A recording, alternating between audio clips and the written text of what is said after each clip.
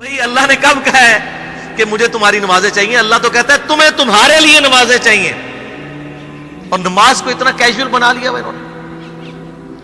صحیح مسلم کے اندر حدیث ہے، آپ صلی اللہ علیہ وآلہ وسلم نے فرمایا بندے کے کفر اور اسلام کے درمیان فرق ہی نماز ہے۔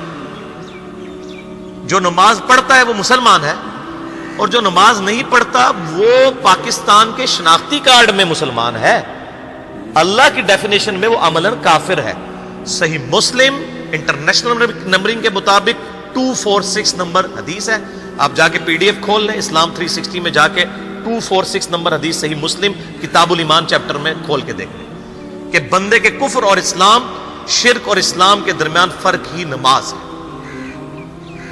آپ بے شک اپنے آپ کو مسلمان کلیم کرتے رہے، لیکن وہ شناختی کارڈ والا مسلمان ہے، نکاح طلاق والا مسلمان ہے، اس کا جنازہ بھی پڑھ دیا جائے گا، پیدا ہوگا اذان بھی دے دی جائے گی، اللہ کے حضور وہ مسلمان نہیں ہے، وہ بس کلمے کا ہی ہم احترام کرتے ہیں، ادروائز تو عملاً کافر ہے وہ۔ اسی طریقے سے جامعہ ترمذی میں حدیث ہے، سنن نسائی کے اندر حدیث ہے، سنن ابن ماجہ کے اندر حدیث ہے کہ آپ صلی اللہ علیہ وآلہ وسلم نے فرمایا جس نے نماز چھوڑ دی گویا اس نے کفر کیا، من ترک الصلاۃ متعمدا فقد کفر۔ اب اس سے زیادہ اور کیا سخت بات کی جائے کہ کسی کو یقین آئے کہ جس نے جان بوجھ کے نماز چھوڑ دی اس نے کفر کیا۔ اب جان بوجھ کے یہ نہ سمجھیے گا کہ جی میں بال بچیاں دے وہ کمائی کرتا رہنا تھا منو ٹائم نہیں ملتا۔ جان بوجھ کی ڈیفینیشن بھی نبی علیہ السلام نے بخاری اور مسلم میں موجود ہے کہ اگر کوئی شخص بے ہوش ہو جاتا ہے یا سویا رہ جاتا ہے، یہ دو آپشنز ہیں، یا تیسرا آپشن ہے وہ بھول جاتا ہے، تو جیسے یاد آئے اسی وقت وہ والی نماز پڑھ لے۔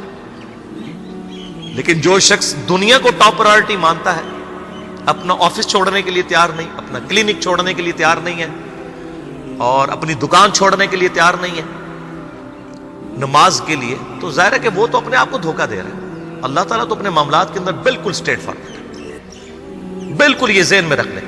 جامعہ ترمذی میں صحیح سند کے ساتھ موجود ہے، عبداللہ بن شفیق تابعی رحمہ اللہ تعالیٰ کہتے ہیں کہ صحابہ کرام علیہم رضوان صرف نماز کے چھوڑنے کو ہی اعمال میں سے کفر سمجھتے تھے، یعنی وہ کسی کو نماز پڑھتا ہوا دیکھتے تھے تو کہتے تھے یہ مسلمان ہے، اور کسی کو نماز پڑھتا ہوا نہیں دیکھتے تھے تو وہ کہتے تھے یہ کافر ہے۔ یہ جامعہ ترمذی ہے، یہ کوئی سٹوری بک نہیں میں سنا رہا آپ کو۔ مسند احمد میں صحیح سند کے ساتھ حدیث ہے، نبی صلی اللہ علیہ وآلہ وسلم نے معاذ ابن جبل سے فرمایا معاذ اللہ کے ساتھ کسی کو شریک نہ ٹھہرانا، خواہ تمہارے ٹکڑے ٹکڑے کر دیے جائیں، تمہیں سولی پہ چڑھا دیا جائے، تمہیں آگ میں جلا دیا جائے، اللہ کے ساتھ کسی کو شریک نہ ٹھہرانا، اور معاذ نماز بھی نہ چھوڑنا، کیونکہ جس نے نماز چھوڑ دی اللہ تعالیٰ کے ذمہ کرم سے وہ نکل گیا، اللہ کے حضور اس کے لیے کوئی حصہ نہیں ہے جس نے نماز چھوڑ دی۔ کتنا کریٹیکل ایشو ہے۔ اور اسی طریقے سے مسند احمد میں ہی ایک اور حدیث ہے کہ آپ صلی اللہ علیہ وآلہ وسلم نے فرمایا جس شخص نے اپنی زندگی میں نماز کی حفاظت کی، قیامت والے دن وہ نماز اس کے لیے نور ہوگی، نجات ہوگی، اور اس کے حق میں دلیل ہوگی، اور جس نے نمازوں کی حفاظت نہیں کی اس کے لیے قیامت والے دن کوئی نجات، کوئی نور اور کوئی دلیل نہیں ہوگی، الٹا اس کا حشر قارون، فرعون اور ابی ابن خلف کے ساتھ ہوگا، والعیاذ باللہ تعالی۔ یہاں تو ہم کہہ دیتے ہیں یا اللہ جو کچھ بھی ہے تیرے محبوب کی امت سے ہے، یعنی یا اللہ ہم نے تو اپنی اصلاح کوئی نہیں کرنی، ہمیں اسی طریقے سے ہی قبول کر لیں، والعیاذ باللہ تعالی۔ اور کچھ ویسے علماء کا بھی اس میں بڑا برا کردار ہے کہ انہوں نے نماز کو بھی اتنا مشکل فرض بنا کے پیش کیا ہے کہ ایک عام آدمی کے لیے، اور جو دنیاوی معاملات کے اندر بھی انوالو ہے، اور کسی ایسی عورت کے لیے جس کے کئی بچے ہیں، مطلب اس روٹین کے اندر اس نماز کو مینج کرنا مشکل ہو جاتا ہے۔ ہمیں تو عشاء کی صرف 17 رکعتیں بتا دی گئی ہیں، حالانکہ 24 گھنٹے کے اندر ٹوٹل نماز کی رکعتیں 17 ہیں جن کی اکاؤنٹیبلٹی ہے۔ اور میں یہ بڑے یعنی وثوق کے ساتھ ایک ذمہ دار مبلغ کی حیثیت سے یہ بات کر رہا ہوں۔ آپ صحیح بخاری اور صحیح مسلم کھول کے دیکھ لیں، فرض نمازوں کی تعداد جو ہے وہ 5 آئی ہے، اور ان کی رکعتوں کی تعداد بھی بیان ہو گئی ہے۔ فجر کے 2 فرض، ظہر کے 4 فرض، عصر کے 4، مغرب کے 3 اور عشاء کے 4، اور سفر میں سارے 2 فرض ہیں، مغرب کے 3، یہ ٹوٹل 17 رکھتے ہیں جن کی اکاؤنٹیبلٹی۔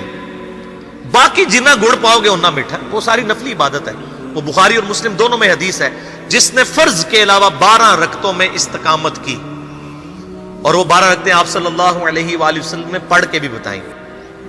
اور امہات المومنین میں سے سیدہ عائشہ نے، سیدہ ام سلمہ نے، سیدہ ام حبیبہ رضی اللہ عنہن نے روایت بھی کی کہ 2 فجر سے پہلے، 4 ظہر سے پہلے، 2 ظہر کے بعد، 2 مغرب کے بعد، 2 عشاء کے بعد. یہ 12 سنت موقدہ، جس نے یہ پڑھی اسے جنت میں محل ملے گا. اگر کوئی نہیں پڑھتا تو گنہگاری والا معاملہ کوئی نہیں ہے. اسی طریقے سے اس کے علاوہ ایک اور وطر کی نماز ہے جو سنت موقدہ ہے. وہ سیدنا مولا علی رضی اللہ تعالیٰ عنہ علیہ السلام کا قول ہے کہ وطر سنت ہے، سنت ہے، سنت ہے، مگر اسے مت چھوڑو. ہے سنت ہے لیکن تاکیدی ہے. آپ صلی اللہ علیہ وآلہ وسلم نے سفر میں بھی وطر اور فجر کی 2 سنتیں پڑھی ہیں، لیکن یہ صرف افضلیت کے اعتبار سے تاکیدی ہیں، ان کی کاؤنٹیبلٹی کوئی نہیں ہے. البتہ یہ ضرور ہے، سنن ابی داؤد میں ایک حدیث ہے کہ جس کی قیامت والے دن فرضوں میں کوتاہی نکل آئے گی تو اللہ تعالیٰ فرمائے گا میرے بندوں کی جو نفلی اور سنت عبادت ہے اس کو تول لو اور فرضوں کے ایکویلنٹ قبول کر لو. تو آپ اگر یعنی سنتیں پڑھیں گے تو اس کے ایکویلنٹ نفلوں کی کوتاہی پوری ہو جائے گی، ادروائز اکاؤنٹیبلٹی اس کی کوئی نہیں ہے. یہ ذہن میں رکھیے گا. صحیح بخاری اور مسلم دونوں میں حدیث موجود ہے. ایک صحابی آئے، انہوں نے کہا یا رسول اللہ صلی اللہ علیہ وآلہ وسلم میں جنت میں جانا چاہتا ہوں، مجھے کوئی شارٹ کٹ بتا دیں. آپ صلی اللہ علیہ وآلہ وسلم نے فرمایا اسلام لانے کے بعد نماز، فرض نماز کو قائم رکھ. پھر فرمایا فرض زکوٰۃ ادا کر، فرض روزے دے، روزے جو ہیں وہ ان کو ادا کر اور روزے رکھ. حج اس وقت فرض نہیں ہوا تھا، وہ زندگی میں ایک بار ہے. تو اس نے کہا یا رسول اللہ صلی اللہ علیہ وآلہ وسلم جتنا آپ نے مجھے بتایا نہ میں اس میں ایڈ کروں گا نہ اس میں سے کوئی چیز مائنس کروں گا. اور یہ کہہ کے وہ چلا گیا. آپ صلی اللہ علیہ وآلہ وسلم نے فرمایا اگر کسی نے کسی جنتی شخص کو دیکھنا ہے تو اس کو دیکھ لو جو یہ کہہ کے گیا کہ میں فرض نماز سے زیادہ کوئی نماز نہیں پڑھوں گا، صرف فرض روزہ ہی رکھوں گا، فرض زکوٰۃ ہی دوں گا. اب روزہ اور زکوٰۃ میں تو ہمارے علماء کو اور عام پبلک کو بھی جو دیندار لوگ ہیں ان کو ہضم ہوتی ہے کہ کوئی شخص یہ نہیں کہتا کہ بھئی پیر اور جمعرات کا روزہ. صحیح مسلم میں حدیث ہے کہ آپ صلی اللہ علیہ وآلہ وسلم کے نفلی روزوں کی یہ روٹین تھی. کوئی آپ کو یہ نہیں کہے گا کہ جس نے جمعرات اور پیر کا روزہ نہ رکھا اس کے رمضان کے روزے ہی قبول نہیں ہوں گے. کوئی کہتا ہے؟ کیونکہ ان کو پتہ وہ نفلی ہے. اسی طریقے سے زکوٰۃ تو صرف 2.5% ہے نا، باقی تو نفلی صدقات ہیں جتنے مرضی دیں.